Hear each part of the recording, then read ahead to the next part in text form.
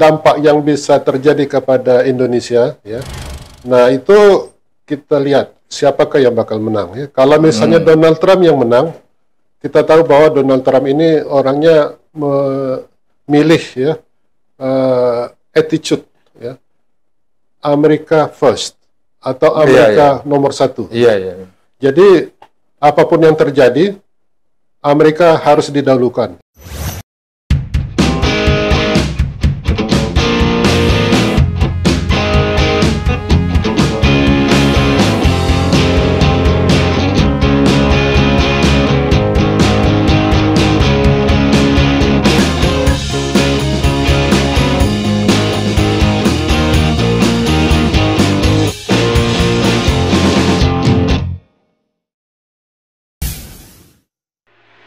Assalamualaikum warahmatullahi wabarakatuh. Jumpa lagi di TV Masumi. Saya Al Mizan Ulfa, sering dipanggil Kang Mizan.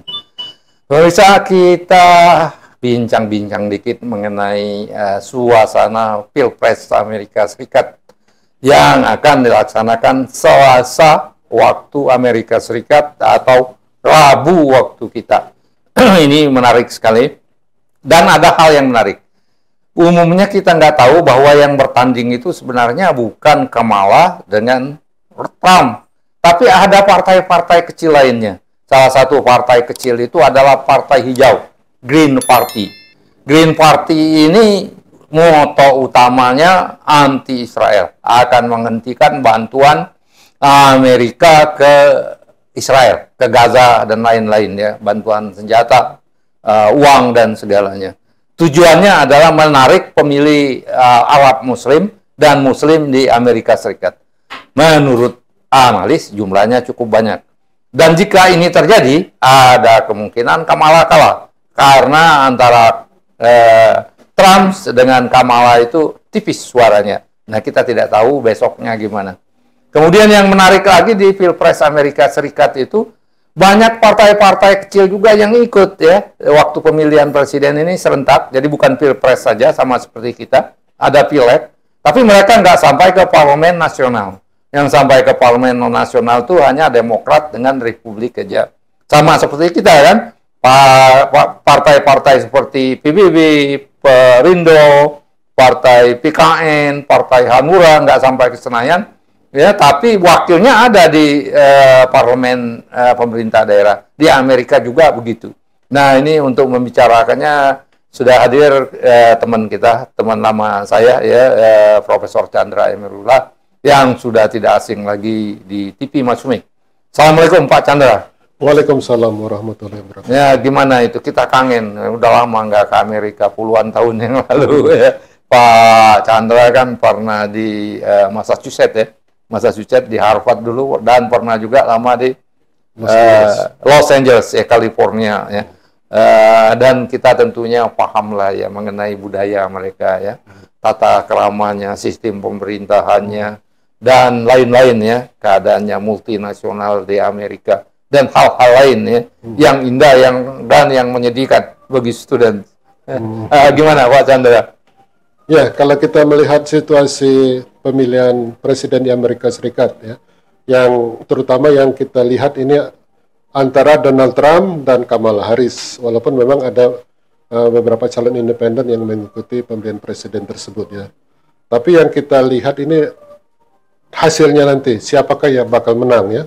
Karena kalau Trump menang itu ada dampaknya, kemudian kalau Kamala Harris menang itu ada dampak juga terhadap dunia dan juga Indonesia khususnya, ya. Iya. Jadi kalau kita lihat dampak yang bisa terjadi kepada Indonesia, ya, nah itu kita lihat siapakah yang bakal menang, ya. Kalau misalnya Donald Trump yang menang, kita tahu bahwa Donald Trump ini orangnya memilih, ya, attitude, ya, Amerika first atau Amerika nomor satu.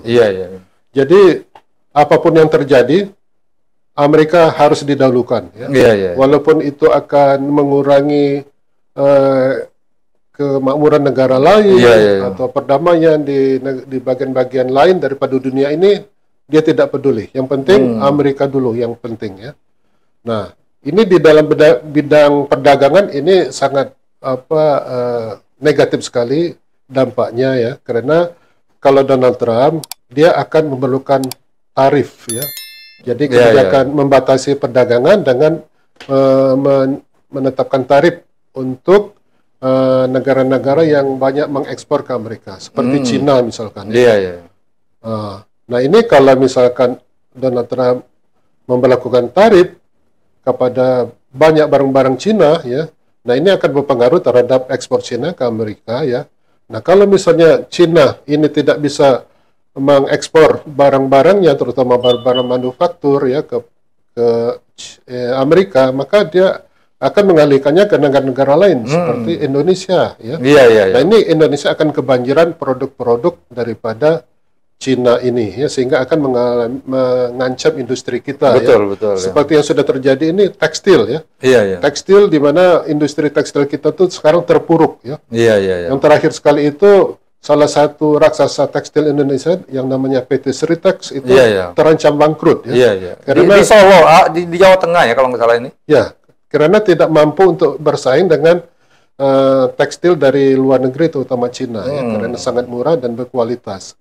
Nah, ini kalau misalkan Donald Trump yang menang, dia telah melakukan tarif terhadap banyak negara, juga mungkin Indonesia juga dikenakan tarif ya, karena misalnya produk-produk Indonesia ini bersaing ya di pasar Amerika, ini bisa juga kita kena dampak langsung daripada kalau Trump yang menang. Ya. Nah, kalau Kamala Harris yang menang, dia mungkin tidak terlalu drastis kayak Trump ya, dia masih menghormati perdagangan multilateral dan bilateral ya. Mungkin dia tidak mengenakan tarif ya, tapi juga dia juga tidak terlalu agresif untuk mencari sumber-sumber perdagangan bilateral baru, misalnya dengan negara lain ya. Jadi dia juga mementingkan Amerika, tapi tidak begitu drastis seperti Trump. Jadi di sini kita mengharapkan saja supaya ya kalau bisa Kamala Harris menang, karena dari segi ekonomi Indonesia bisa lebih baik daripada kalau Trump menang. Betul sekali itu Pak Chandra. Kalau Trump menang ya, Indonesia akan mengalami dampak negatif terutama dari perdagangan serbuan barang-barang Cina. Dan saya pernah dengar analis-analis internasional ya. Ini kalau Trump yang menang ini akan sangat menyusahkan Amerika karena Trump dengan moto American First-nya itu akan menyerang juga pasar-pasar Eropa. Nah ini Amerika sendiri sebenarnya ya secara kelembagaan itu nggak begitu kuat sebenarnya menghadapi seluruh negara-negara Eropa, Inggris, Prancis, Jerman apa segala. Dan ini akan merugikan Amerika menurutnya. Trump membabi buta akan menyerang ya, melaksanakan kebijakan perdagangan ke Eropa besar-besaran dengan slogan American First-nya. Tapi menurut analis itu Amerika nggak begitu kuat untuk menghadapi seluruh negara-negara Amerika, sehingga akan ada serangan balik yang memantul yang akan menyusahkan perdagangan Amerika. Jadi kalau Trump menang ya Amerika juga karena kebijakan Trump-nya yang dianggap crazy ya, yang dianggap gila itu akan menyusahkan rakyat Amerika sendiri. Nah, tapi ya namanya rakyat Amerika ya belum tentu memahami analis ini. Mungkin masih banyak juga yang memenangi Trump ya, memilih Trump. Dan tadi ya Trump juga berpeluang akan menang ya dalam Pilpres besok kalau pemilih-pemilih Muslim ya dan Arab Muslim di Amerika beralih ke partai hijau dan partai-partai kecil lainnya. Nah ini sangat menarik. Dan juga ini lagi saya perhatiin Pak Chandra, di Amerika itu sistemnya sudah paperless ya. Saya lihat itu sudah ada yang memilih kemarin itu hari Senin itu dan langsung tahu hasilnya. Jadi sistemnya sudah elektronik sekali ya, 100% e-voting. Jadi nggak ada kertas lagi, begitu nekan semuanya sudah terakumulasi dan udah ada tahu hasilnya mungkin malam. Saya rasa begitu ya di e-voting ya. Rasa-rasanya sudah e-voting di Amerika. Ya, saya kira begitu. Jadi sistem pemilihan Amerika itu sudah lama berdasarkan e-voting, jadi melalui internet ya. Iya, iya. Jadi dari itu orang dari mana-mana pun orang bisa langsung voting ya. Iya. Mungkin dari rumah mereka, tidak harus Iya, langsung ke tempat pemungutan suara ya. iya, iya. Iya. Nah, jadi sistem pemilihan Amerika itu adalah dengan dua tahap. Pertama memilih electoral college ya. Iya, iya. Kemudian electoral college itu yang akan memilih presiden. Iya, iya, iya. Sedangkan electoral college itu adalah tokoh-tokoh parpol yang Iya. yang bertarung ya, seperti Partai Demokrat dan Partai Republik. Iya, iya, iya. Nah, jadi ini merupakan sistem pemilihan umum presiden yang agak unik ya. Iya, iya, iya. Karena Agak jarang. Iya, agak jarang karena dua tahap gitu. Mm-mm. Nah, tapi sistemnya itu sangat cepat sekali. Jadi kita bisa mengetahui dalam waktu beberapa jam siapa yang akan menang ya. Jadi kemungkinan mungkin hari Rabu malam kita sudah mengetahui siapa yang menang ya. Iya, iya, iya. Betul, itu menarik itu di sana. Di Amerika itu bukan one man one vote ya. Iya. Satu orang satu suara seperti kita kan. Kalau saya misalnya milih kemarin ya, capres nomor urut 1, 2 atau 3, satu suara saya. Kalau mereka enggak, ya ada elektornya, ada pemilihnya, electoral college itu ya. Mereka tidak langsung. Mereka memilih seseorang yang akan menentukan siapa yang akan dipilih. Iya. Mereka itu ya tokoh-tokoh partai politik ya, Demokrat, Republik atau yang lain janji kalau ini saya akan memilih siapa itu ya. Nah, iya yang ini sudah lama diterapkan Amerika karena prinsipnya antara rakyat dengan capres itu jauh ya. Jadi rakyat itu enggak begitu paham ya, walaupun di Amerika ya negara maju sebenarnya siapa yang layak memimpin Amerika ya. Nah, kita kebalikannya, rakyat yang sebenarnya nggak begitu paham ya siapa yang sebenarnya bagus untuk memimpin Indonesia, tapi kita langsung rakyatnya memilih presiden ya, one man one vote ya. Jadi kalau menuruti kata-kata Pak Prabowo kemarin sebenarnya nggak pas kita ya. Ya menyuruh orang memilih, orang itu nggak tahu sebenarnya apa yang harus dipilih. Dan ini sudah berjalan lama ya, sejak Orde Baru sampai sekarang. Nah, gimana lagi, Pak Chandra? Ya, memang dari segi kualitas pemilih ya, kita masih jauh ketinggalan daripada di Amerika ya. Betul. Rakyat Amerika itu rata-rata sudah punya pendidikan, punya pengetahuan politik yang cukup tinggi ya, dan juga mereka informasi mereka itu transparan ya, tidak ada yang ditutup-tutupi ya. Jadi tidak ada manipulasi komunikasi atau informasi ya. Jadi semua rakyat tuh bisa mengakses informasi dengan baik ya.